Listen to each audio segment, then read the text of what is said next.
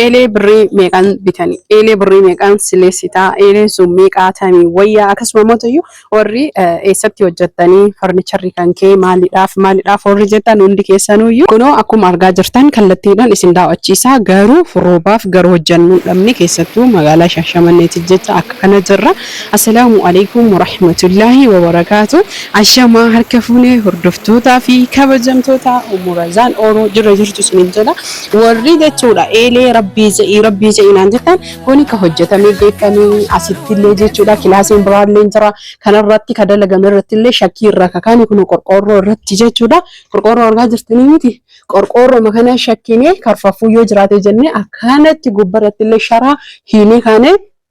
jalatti sharaa hiinaa jechuudha meeshaa keessan dadhabbii hedduutii fi haala hedduun isinii eegnaa isin garuu ammootuyyuu viidiyoo bicha laayik gootanii jettan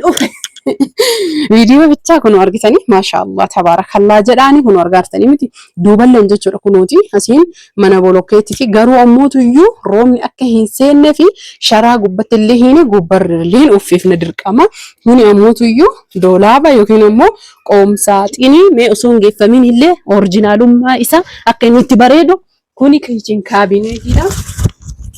Argaa jirtan jedhee yaada yoo sagaleen isin jalaa ciccitee fi kuno argitanii kiichin kaabineetiidha gana qalamiin hin dibamne hanga ammaatitti jechuudha kun ammoo doolaaba irraa xumuramuu gahee jira kanaaf hordoftootaa fi kabajamtoota kiyya har'a bakka kana dhaabadhee kan isinitti haasa'aa jiruu fi akka sirriitti isin hubattanii fi kanaafi rabbii jedhi eeleen sun birrii meeqaan bitamee akkasuma mootiyyuu meeqaan sileeffamaa akkasuma immoo kan wayyaa ani eelee kana barbaada rabbii jedhi warri himi jettani hordoftoota fi kabajamtoota kiyya qarshii 12,000 qarshii 10,500 qarshii 15,000 haga qarshii 20,000 illee ni jira bizzabti taati sileessite sun qarshii meeqa yoo jettan qarshii 11,000 fi 500 garuu diskaawuntii aruuda walumaa galatti godhee jira waan ta'eef yoo dhuftanii jettan 500 irraa isinii hir'isee jechuudha. Itti aansuun ammoo hordoftoota fi kabajamtoota kiyya warri meeshaa ajajataa jirtan. Meeshaa ajajattanii ji'a tokko turtanii kaatanii dhuftanii gatii dura walii galleessanii jettanii dhuftan. Akkasii jennaan meeshaan akka badaa qaala'ee waan qaala'u dhabee jira. Isallee akkasitti akka hubattan barbaada. Itti aansuun ammoo hordoftoota fi kabajamtoota kiyya warri meeshaa kana jechuudha bitattan hundumti keessanuyyuu wanni isin hubattanii beekuu qabdan meeshaan adada oolee buluun dabalaa jira sababa beenzilaa sababa meeshaan alaa galuu dadhabeeni garuu meeshaa haaraa babbareeda kaleessa isin ergisanii naannoo Adaamaa warri Adaamaan isin dhiyaatus ta'e akkasuma warri Shaashamanneen isin dhiyaatu hundaa ni argattanii garaagarummaa meeshaa ammootu isinuu laaltanii argaa jirtanii meeshaa kan kee hin jaalannaa akkasuma immoo harka jijjiiradhee ufi